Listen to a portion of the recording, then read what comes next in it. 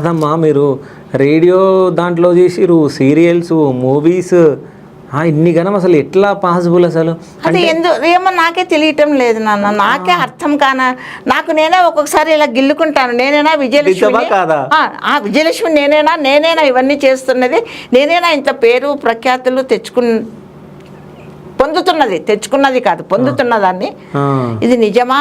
ఇది ఏమిటి అసలు? ఎవరికి లభించినటువంటి, అంటే గర్వంగా చెప్తున్నాను బాబు, ఈ వయసులోనే. అవును. అంటే మిగతా వాళ్ళందరికీ మొదటి నుంచి ఈ ఫీల్డ్లో ఉండి ఇదయ్యి వాళ్ళు ఒక షైనింగ్లోకి వచ్చి వాళ్ళు ఒక ఇది తెచ్చుకోవడం వేరే, కానీ నాకు సడన్గా 4 years కంప్లీట్ అయిపోయింది అంతే ఈ ఫీల్డ్లోకి వచ్చి. ఇంత పెద్ద ఇంత ఇది ఇలాగా జరగటం అన్నది నా సుకృతం బాబు, అంతే. నా తల్లిదండ్రులు చేసినటువంటి, నాకు పెట్టినటువంటి భిక్ష, నా అదృష్టము అంతే, నా గురువుల యొక్క ఆశీర్వాదం అంతే అనుకుంటాను. కానీ నా గొప్పతనం అని నాలోన ఇదేదో ఉంది అని చెప్పని నేను అనుకోను.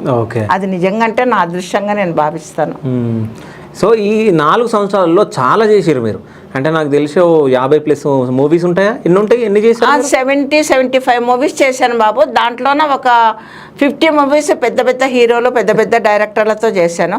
ఒక 20-25 చిన్న డైరెక్టర్లు, చిన్న మూవీస్ ఉంటాయి కదా, అలా చేశాను. తర్వాత అనుకోకుండా అవకాశాలు వచ్చి ఒక 20 సీరియల్స్ కూడా చేశాను. 20 సీరియల్స్ చేశాను. ఓన్లీ వన్ డే అట్లాగా చేశాను. అది రెగ్యులర్గా పిలిస్తే వాళ్ళు వెళ్ళలేదు, నాకు మూవీస్ పోతాయి అని చెప్పేసి అని అన్నాను.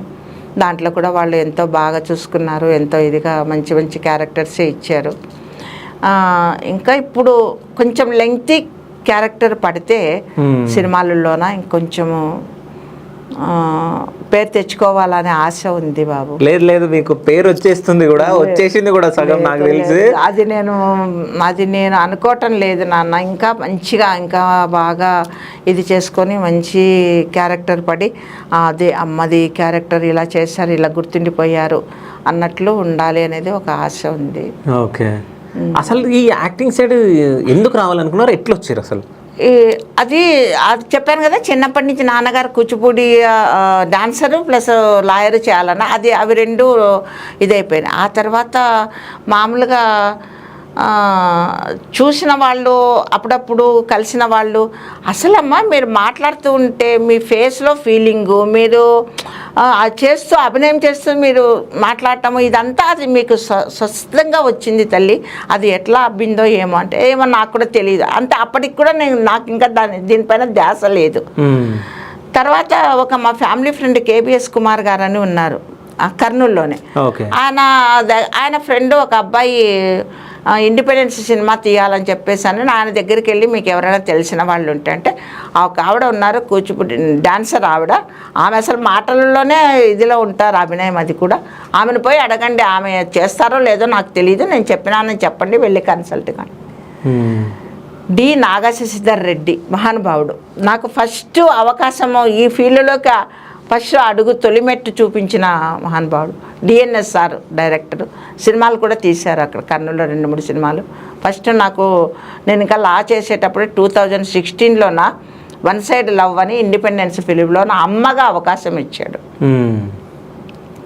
అప్పుడే టాప్లో వేసిపోయింది ఆ సినిమా. ఇది తర్వాత ఈ ప్రెస్ వాళ్ళు ఇంటర్వ్యూసు ఇవి అవి అసలు ఇంక ఎంత టాప్కి పోయిందంటే ఆ సినిమా అంత టాప్కి పోయింది.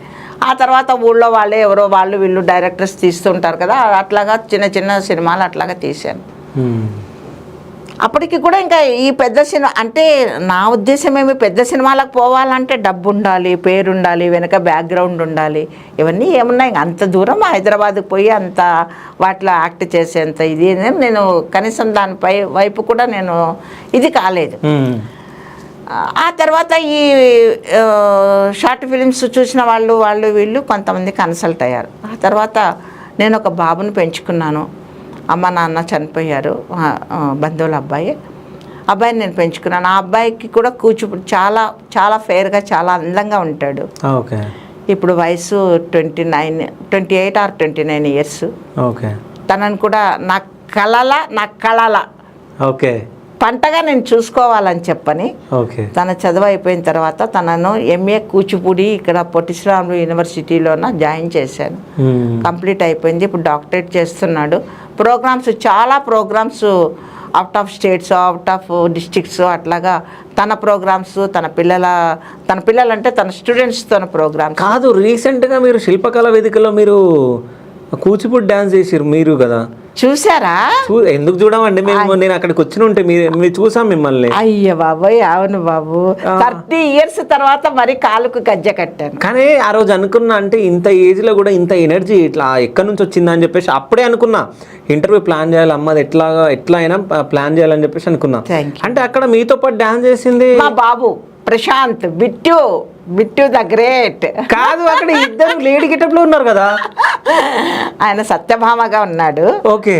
నేను మెయిన్ చిలకెత్త అనుకోండి, పెద్ద చిలకెత్తనా? ఓకే, పెద్ద చిలకెత్తగా. ఓకే.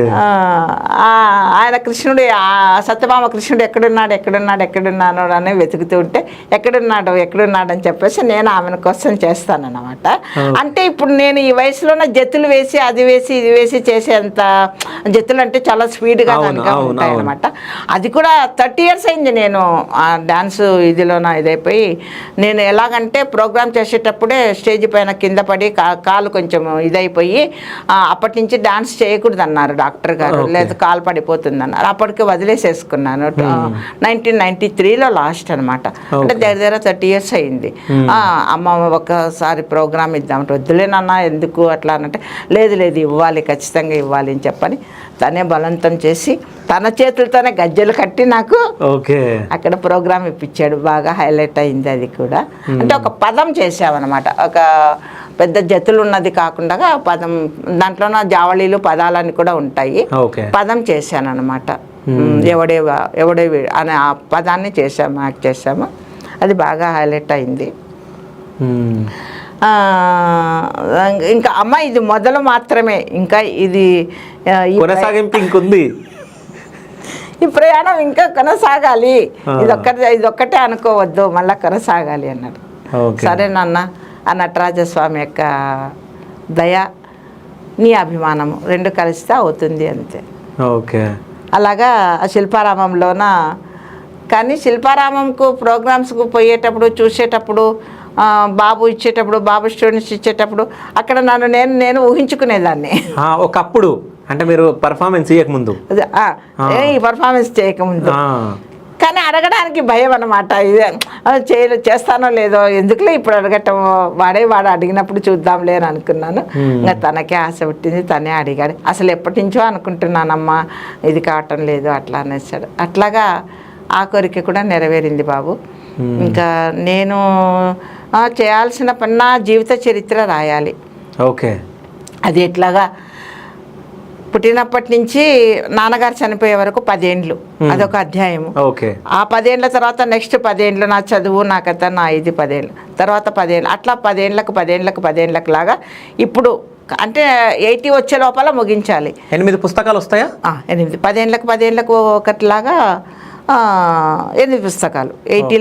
80లో నేను దాన్ని, అంటే 80 వరకు బ్రతుకుతారా అమ్మ అనుకోవద్దండి, 80+ బతుకుతారు మీరు. అయ్య బాబోయ్, ఇదేమో ఇంకా పెద్ద ఎనర్జీగా మీరు మాట్లాడుతున్నారు. సో 100+ years బతకాలని చెప్పేసి నేను అనుకుంటున్నా.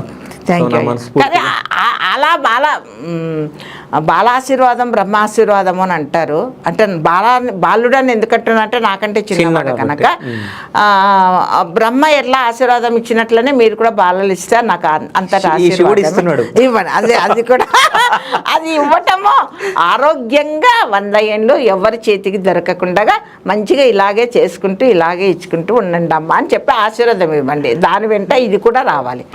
బ్రతకటం కాదు, బ్రతకడం 100 ఏళ్ళు అంటే ఆ బ్రతకటం కాదు, ఇప్పుడు ఎలా బ్రతుకుతున్నానో అలాగే ఉండాలి. అలాగే అంటే వయసు మీద పడుతుంది, ముదిమి రావచ్చు అదంతా, కానీ ఆరోగ్యం కానీ మిగతా అంటే ఇప్పటికైతే అనారోగ్యం సంబంధించినట్టువైతే ఏం లేవు. బాగా మాట్లాడుతున్నారు, మీకు అసలు అట్లాంటివి ఏం కూడా రావు ప్రస్తుతానికేమో. రావు కూడా.